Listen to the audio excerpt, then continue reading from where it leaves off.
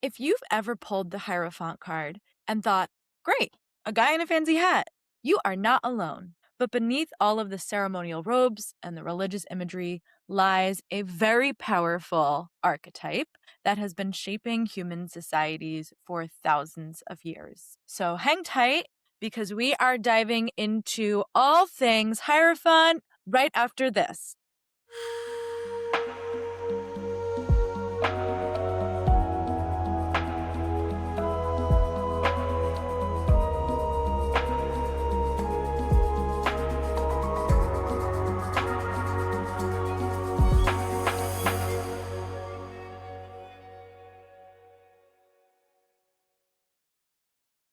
Welcome back to Third Eye View. I am your host, Julia Rose Portella. Before we dive in, let's talk about the word itself, because Hierophant is not exactly a term that we use in everyday conversation. So it's pronounced Hierophant. You'll occasionally hear slight variations of it. Sometimes I even pronounce it Hierophant, but Hierophant is the way that most people pronounce it in English, and we'll talk a little bit about the etymology of the word right now, which comes from ancient Greek. Shocker. Surprise, right? It comes from the Greek word hierophantes, which roughly translates to one who reveals sacred things. I don't speak ancient Greece. I just know how to use Google. The word itself is made up of two Greek roots, hieros, which means sacred or holy, and phainein, I think I'm pronouncing that correctly, which means to show or to reveal. So in ancient Greece, the Hierophant was actually a real religious title. The Hierophant was the chief priest and was famously connected to the Eleusinian Mysteries, which was a series of secret religious rites that were dedicated to the goddess Demeter and Persephone. I talk about Persephone all the time on this podcast and on my podcast, Femme and Furious. She is homegirly number one. We love Persephone on this show. So the ceremonies that the Hierophant would host were among some of the most important spiritual events in ancient Greece. And the Hierophant's role was to reveal sacred teachings and to guide initiates through profound spiritual experiences. When tarot then adopted the title, the Hierophant, it borrowed this idea of a spiritual intermediary. So a person who can stand in between wisdom and the people who are seeking to understand it. That is the job of the Hierophant. That's what its role is in tarot.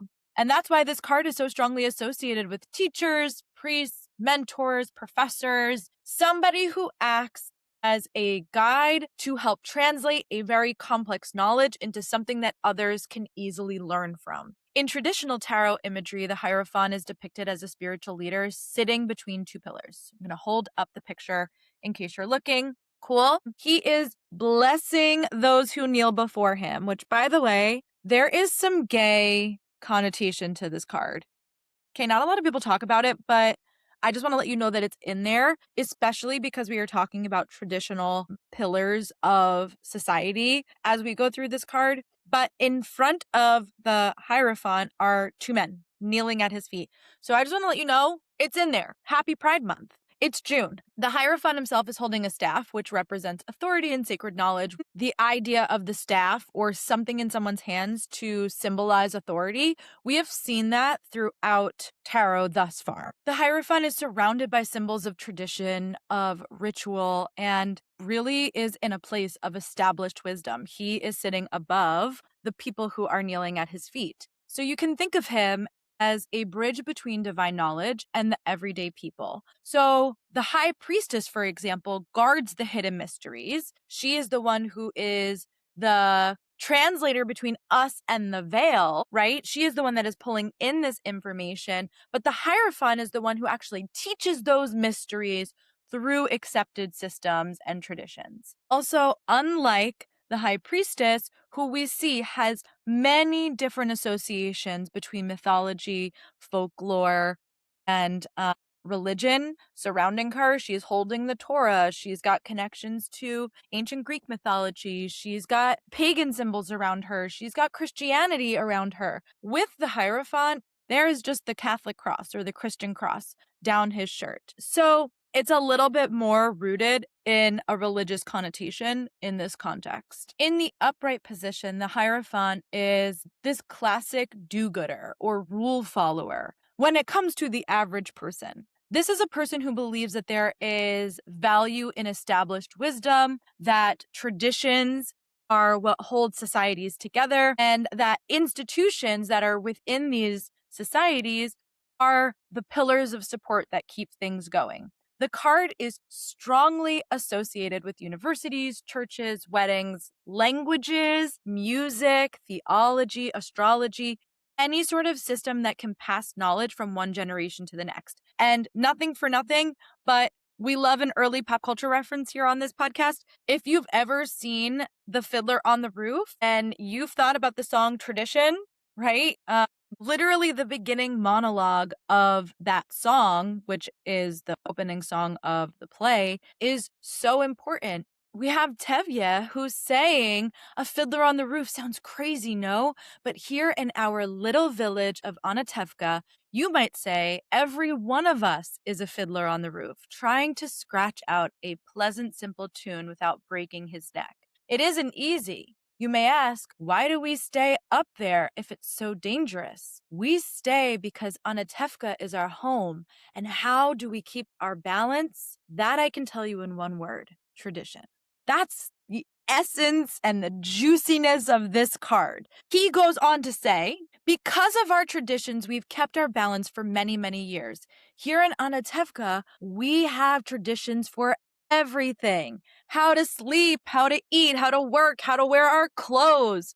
For instance, we always keep our head covered and we always wear a little prayer shawl. That shows our constant devotion to God. You may ask, why did this tradition get started? I'll tell you why. I don't know, but it's a tradition. And because of our traditions, everyone knows who he is and what God expects him to do. So this is significant, right? We are learning through this song, through this opening monologue of Fiddler on the Roof, one of my favorite shows. Shout out to 7th grade Salk Middle School, where I played Yenta. Okay, I was our little matchmaker for everybody in the play. This is one of my favorite examples of the Hierophant. It doesn't necessarily even know why it's following the rules and traditions that are set out before it. It just knows that they have always existed. And so it naturally filters into these systems and structures without necessarily questioning it. In tarot, if this card comes out for you, it can represent a teacher, a priest, a professor, a mentor, a counselor, an interpreter, someone who can help you be guided towards your own personal understanding and growth. Historically, this archetype has existed in nearly every culture. Surprise, surprise, tarot has a long and rich history. So ancient societies relied on priests, shamans, elders, and scholars even sometimes in order to preserve knowledge and to maintain social order. Before books were widely available, these figures served as living libraries. They taught moral codes, they taught cultural traditions, they taught the spiritual beliefs and practices, and they offered practical skills, and they shared it typically through word of mouth. There were circles, there were communes, there were soapboxes, right? If you go to church, there is a priest in a pulpit who are sharing this message out. In medieval Europe, universities and religious institutions became powerful centers for learning, and figures like monks or theologists or professors embodied the essence of the Hierophant's role as a guardian of wisdom. So the Hierophant isn't just about religion, though I would say it's a center point of part of what this card is trying to represent. However, at its heart, the archetype is asking a much deeper question, which is, what wisdom can we gain by learning from those who came before us? What have our elders taught us? Sometimes the answer can be found in the classroom, but sometimes it can be found in a church. Sometimes it can be found in the office of your mentor, or it can even be your family traditions that have been passed down through generations. One of the most common questions that people ask when the Hierophant appears in a reading is, what am I supposed to do with this energy?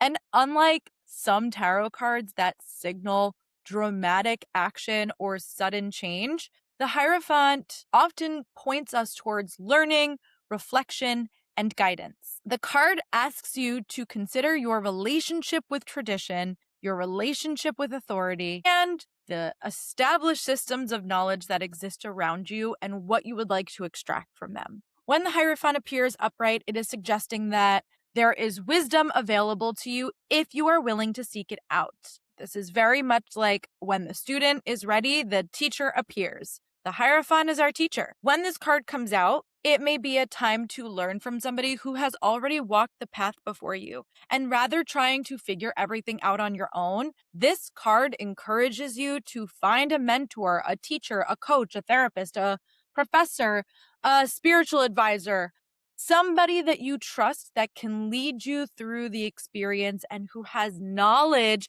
directly from their own life experience or whatever knowledge it is that you may be seeking that they can tangibly give to you because they have embodied it on their own. Sometimes the lesson of the Hierophant is that growth isn't always from spinning our own wheels and reinventing one.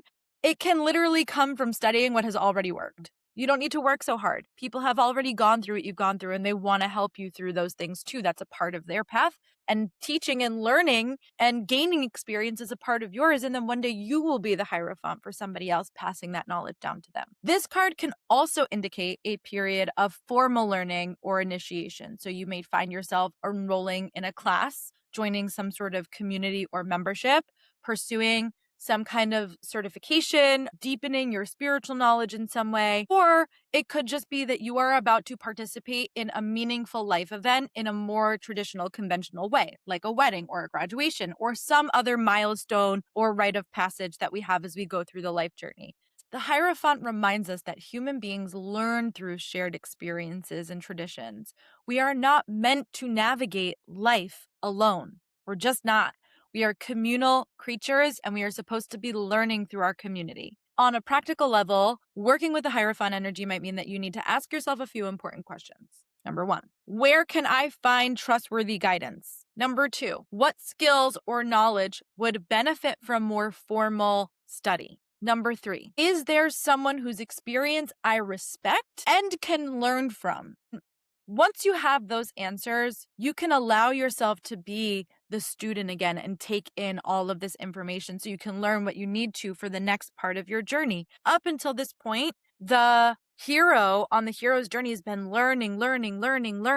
Now this is where it really gets to solidify and be really taught and practiced. It's not just stories or information that we've been collecting along the way. Now we learn how to tokenize it and compile it into something that is our own embodied wisdom. And then the hero can move on to the next part of its journey, which is exciting. We get to like the second leg of the journey. Every archetype has two sides though. And so when the Hierophant appears reversed, the message can shift dramatically as it does in tarot. So instead of asking what we could learn from a system, it then asks us to question the systems that are around us. So this energy of the Hierophant in reverse is actually one of my favorite archetypes. It is the rebel with a cause. It is a reformer, an innovator. It is an individual who is willing to challenge authority. It's anti-establishment. The reversed Hierophant asks whether the rules that you're following still serve your growth or whether you've simply inherited them without any sort of examination. So nothing for nothing, but I want you to think about evangelicals who then have told their stories outside of that and being like, we didn't realize that we were being raised in a literal cult. Sorry if you're evangelical and you were coming to this podcast. I can't imagine that you would be unless you are a reformed evangelical, but just in case you found yourself here, sorry in advance. I mean, there are so many documentaries just on this concept alone of people who are being manipulated by these institutions that are claiming to be this Hierophant energy, that they are passing down information that is sacred. And what they're actually doing is indoctrinating people into a specific type of ideology, which is why, by the way, hey, hi, hello.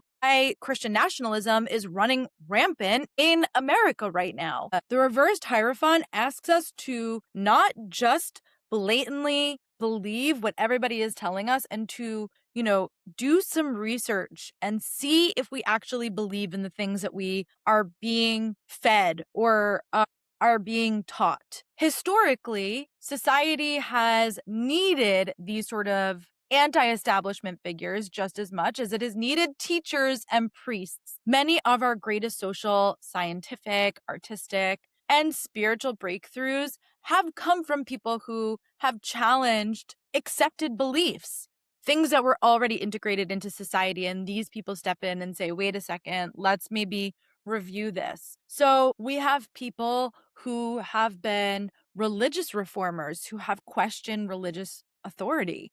We have scientists who challenge conventional wisdom. Progress almost always, if not definitively, begins when somebody asks, why are we doing this way? What's the point? So if you draw the Hierophant in a reversed position, it is probably time to examine some of your beliefs, your traditions, or your expectations that no longer align with who you are becoming. Perhaps you're questioning your family values that were handed down to you. Maybe you're reconsidering a career path or a spiritual belief system or a set of cultural expectations that you have always accepted without necessarily thinking about. This card doesn't just encourage rebellion simply for the sake of rebellion, but asks us whether or not the structures that are surrounding us in our society and in our life are actually helping us to grow or if they are holding us back. The Hierophant, in both the upright and reversed meanings, ultimately asking the same question, which is, where does this wisdom come from? In the upright position, the Hierophant suggests that the wisdom can be found through tradition and teachers and established knowledge.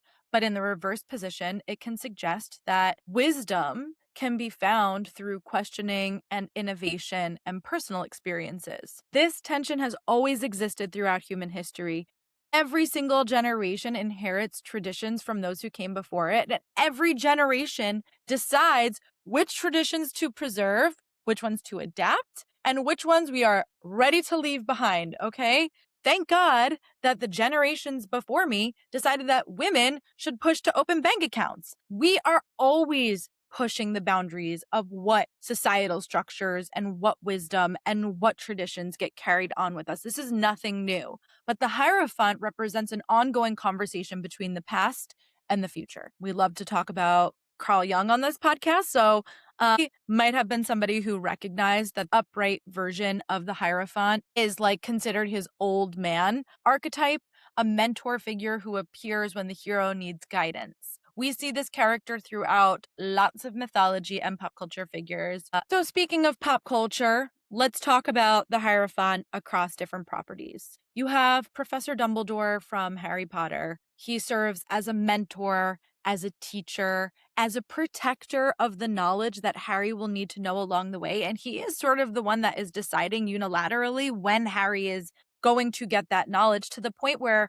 when he, spoiler alert, dies early, Harry resents him a little bit in the end. He's like, hey, if he would have told me all of this stuff earlier, instead of like IV dripping me this knowledge, I would have been more prepared by the time that we get to this final battle.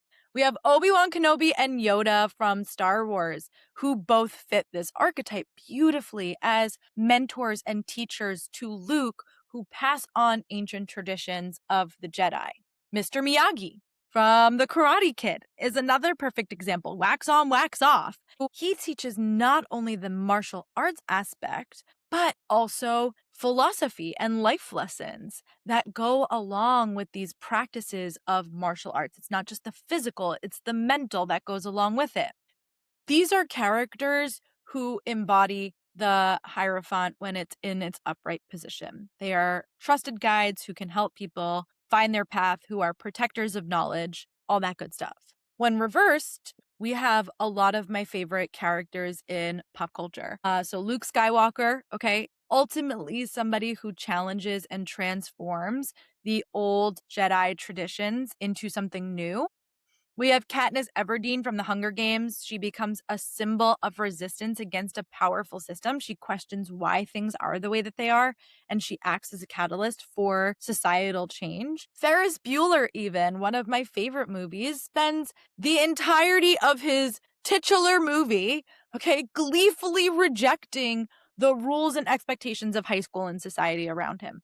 Even characters like Batman or V for Vendetta, they are these vigilante type of heroes. They're not necessarily an anti-hero, but they are considered vigilantes in their stories because they're not going about the hero archetype the way that we are canonically fed it with heroes like Superman or Captain America. They go about it in a much grittier alternative way and in a way that is really undercutting these systems and structures of the society around them, especially for these two characters in Batman and in V, who are dismantling corruption in their cities. Ultimately, the Hierophant challenges us to find a balance between learning from established systems and critically thinking for ourselves. It's both. It's a yes and. We are improvising. Sometimes we need a teacher. Sometimes we need to become the student. And sometimes when the moment calls for it, we need to be a person who is courageous enough to question the things that are happening around us and whether or not the rules of that game are fair and equitable. There is magic in the Hierophant. It is a card that reminds us that wisdom can come from honoring long-standing tradition and can also come from challenging it. Now, I have no questions that anybody has asked. So if you have a question about tarot, about its history, about how to use it, about symbology that might be on it, about a personal thing that you are experiencing, maybe you in your own life are going through something and you need a little bit of guidance, I will do some anonymous but live readings here on the show. And please send those in to thirdeyeviewpod@gmail.com so that I can give you guys a little bit more guidance or clarity depending on whatever it is that you need. So with that said, we are finished up with sort of our first leg of the journey of tarot. And we will be going into our second leg next week, which is the Lovers. So get ready because we have a lot to talk about with that card. And I love you all, and I will see you next Wednesday.